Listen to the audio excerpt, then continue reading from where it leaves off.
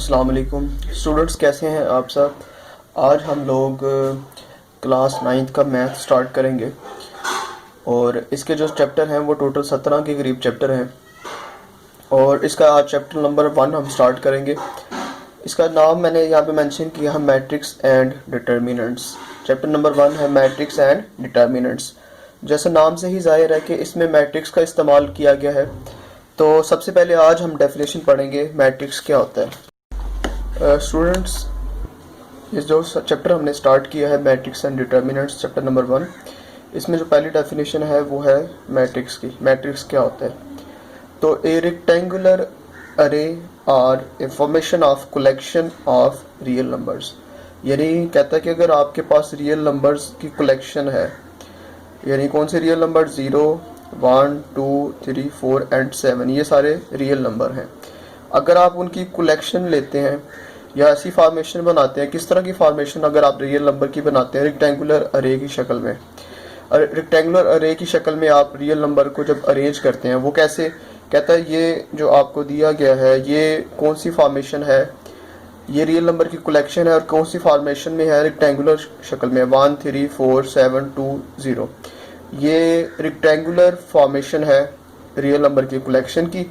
और तब and then enclosed by brackets, उनको इन ब्रैकेट की मदद से बंद कर दिया जाता है इस फॉर्मेशन को, is said to form a matrix. तो ये रियल नंबर की कलेक्शन थी, किस तरह की फॉर्मेशन थी, रेक्टेंगुलर फॉर्मेशन थी, और आपने इनको इनक्लोज कर दिया ब्रैकेट के अंदर, तो ये आपके पास ये जो फॉर्म बनी है ये क्या बन गया? एक मैट्रिक्स बन गया है।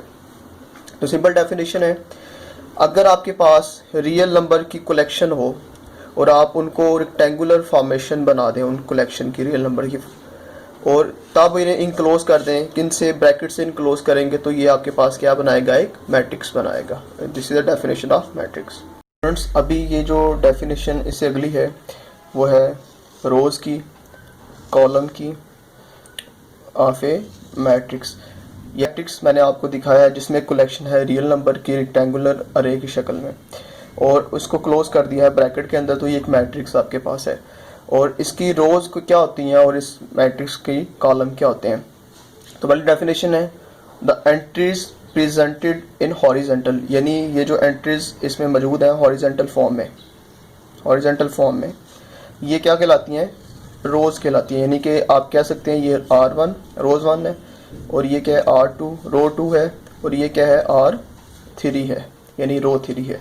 यानी कि जो हॉरिजेंटल शक्ल में एंट्रीज हैं वो क्या होती हैं? रोज कहलाती हैं।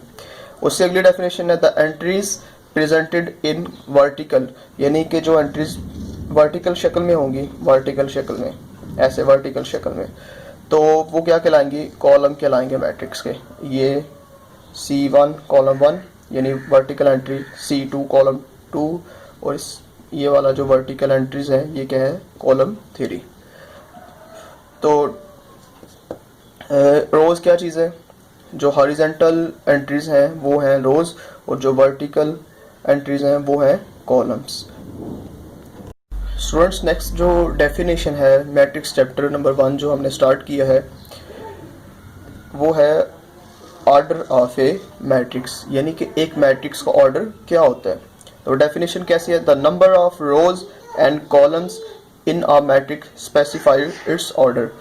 वो कहना ये चाह रहा है कि किसी भी मैट्रिक्स में जो रोज की तादाद और कॉलम की तादाद होती है वो उसका ऑर्डर स्पेसिफाई करते हैं, उसके ऑर्डर को डिफाइन करते हैं। यानी एक मैट्रिक्स के अंदर जो रोज की तादाद होगी और जो कॉलम की तादाद होगी वो क्या स्पेसिफाई करेगा? उसका ऑर्डर। अब कैसे करेगा? Next, if a matrix M has M रोज, कहता है उसमें अगर M रोज है, एक मैट्रिक्स, उसने जनरल बात की है कि M मैट्रिक्स है, उसमें कितनी रोज है?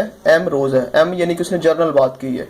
एंड N कॉलम्स, अगर उसमें मैट्रिक्स M में कितनी रोज हैं? M रोज हैं, और कॉलम की तादाद N है, तो उसका ऑर्डर क्या होगा? देन जो मैट्रिक्स M है is said to be of order, उसका ऑर्डर क्या होगा? यानी पहले किसकी तादाद होगी? M क्या चीज थी? रोज थी, और N क्या चीज है? कॉलम है, कॉलम की तादाद है। यानी पहले उसका ऑर्डर जब हमने लिखना है, M उसने किसको रिप्रेजेंट की है? उसकी रोज की तादाद को, और n किसको रिप्रेजेंट कर रहा है, कॉलम की तादाद को। यानी एक अगर मैट्रिक्स में हमने ऑर्डर को स्पेसिफाई करना है तो अगर हमें उसकी रोज की तादाद और उसके कॉलम्स की तादाद पता चल जाएगी तो वो उसके क्या स्पेसिफाई करेगा, उसका मैट्रिक्स का ऑर्डर को स्पेसिफाई कर देगा। एग्जाम्पल भी उसने दी है। अगर आपके पास एक मैट्रिक्स M है, उसमें जो ये मैट्रिक्स दिया है, कहता है उसका ऑर्डर क्या होगा, इसमें रोज कितनी रोज हैं। मैंने कहा था इससे पिछली जो डेफिनेशन थी उसमें मैंने कहा था जो हॉरिजॉन्टल एंट्रीज होती हैं वो क्या कहलाती हैं, रोज। ये रो 1 है और ये हॉरिजॉन्टल दूसरी जो एंट्री ये क्या है, रो 2 है। और वर्टिकल जो एंट्रीज होंगी इस तरह से वो क्या होंगी, कॉलम होंगे। तो इसमें कितनी रोज हैं, 2 रोज हैं, और कॉलम कितने हैं, 3। इज ऑफ ऑर्डर, तो फिर इसका ऑर्डर क्या होगा, यानी इसकी रोज कितनी है, 2। तो पहले किसकी तादाद लिख दी है, रोज की, और इसका उसके बाद कॉलम कितने हैं, 3। वर्टिकल जो एंट्रीज हैं 3 है, तो बाद में उसने कॉलम क्या लिख दिया है। तो आप सिंपली ये कह सकते हैं किसी भी मैट्रिक्स का ऑर्डर कैसे स्पेसिफाई किया जा सकता है। अगर उसकी रोज की तादाद पहले लिखेंगे फिर उसकी कॉलम की तादाद लिखेंगे तो वो उसका ऑर्डर बन जाएगा मैट्रिक्स का। स्टूडेंट्स, इससे अगली जो डेफिनेशन है वो है इक्वल मैट्रिक्स। यानी let A and B be 2 matrix. अगर आपके पास 2 matrix A and B matrix हैं, then A is said to be equal to B। यानी A और B 2 मैट्रिक्स हैं, वो कब इक्वल होंगे, एंड डिनोटेड बाय, इसको हम कैसे डिनोट कर सकते हैं, अगर A किसके इक्वल है, B मैट्रिक्स। कब होगा, इफ एंड ओनली इफ। उसने ये कहा है कि अगर आपके पास 2 कंडीशन फुलफिल होंगी, ये 2 इफ एंड ओनली इफ की उसने बात की है। अगर 2 कंडीशन फुलफिल होती हैं किसी 2 मैट्रिक्स पे तो वो दोनों क्या होंगे, इक्वल होंगे। अगर दोनों में से एक भी कंडीशन फुलफिल नहीं होती तो वो इक्वल मैट्रिक्स नहीं होंगे। और कंडीशन क्या है, यानी द ऑर्डर ऑफ A किसके इक्वल होना चाहिए, द ऑर्डर ऑफ B के। यानी मैट्रिक्स A का जो ऑर्डर है वो मैट्रिक्स B का जो ऑर्डर है, दोनों का ऑर्डर क्या होना चाहिए, सेम हो। सिंपल सी बात है, पहली कंडीशन ये है कि दोनों का ऑर्डर सेम होना चाहिए, और दूसरी कंडीशन ये है कि their corresponding entries are equal. यानी उनके जो एंट्रीज हैं वो भी क्या होनी चाहिए, इक्वल होनी चाहिए। 2 कंडीशन, दोनों में से अगर एक भी फुलफिल नहीं होगी तो वो इक्वल मैट्रिक्स नहीं होगा। 2 कंडीशन कौन सी बताइए, दोनों के ऑर्डर सेम हो और दोनों के कॉरस्पॉन्डिंग एंट्रीज भी क्या होनी चाहिए, इक्वल होनी चाहिए। तो यहाँ एक एग्जाम्पल मैंने दिया आपको, ए का मैट्रिक्स हमें दिया है और B मैट्रिक्स हमें उसने दिया है, तो A कहता है B के इक्वल नहीं है। अब आप देख सकते हैं कि क्यों इक्वल नहीं है। उनका पहली कंडीशन क्या कि दोनों का ऑर्डर सेम है। उसकी रीजन क्या है, इस मैट्रिक्स का ऑर्डर है 2/2 और इसका ऑर्डर है 2/2, तो ऑर्डर तो सेम है, पहली कंडीशन फुलफिल हो रही है। लेकिन इस पे दूसरी कंडीशन फुलफिल नहीं हो रही, दोनों की एंट्रीज सेम नहीं है। कॉरस्पॉन्डिंग आमने सामने वाली जो एंट्रीज हैं, इसके सामने 1 है तो इधर भी 1 है, इधर 3 है इधर भी 3 है, यहाँ पे -4 है, लेकिन यहाँ पे फर्क आ रहा है, यहाँ पे -4 और यहाँ पे क्या है, +4। तो इस एंट्री में फर्क आ गया है, तो इस वजह से ये दोनों इक्वल नहीं है, क्योंकि इस पे सेकंड कंडीशन फुलफिल नहीं हो रही। दोनों कंडीशन का फुलफिल होना जरूरी है, क्योंकि उसने कहा था इफ एंड ओनली इफ दोनों कंडीशन फुलफिल होंगी तो ये दोनों मैट्रिक्स आपस में क्या होंगे, इक्वल होंगे, दोनों का ऑर्डर सेम होना चाहिए। और दूसरी कंडीशन थी कि दोनों के आमने सामने वाली एंट्रीज क्या होनी चाहिए, सेम होनी चाहिए। तो ये दोनों कंडीशन अगर फुलफिल होंगी तो ये दोनों मैट्रिक्स क्या कहलाएंगे, इक्वल मैट्रिक्स कहलाएंगे। तो स्टूडेंट्स, इस लेक्चर में हमने सबसे पहले मैट्रिक्स को डिफाइन किया, मैट्रिक्स हमारे पास क्या होता है, और नेक्स्ट हमने देखा रोज मैट्रिक्स एंड कॉलम मैट्रिक्स क्या होता है।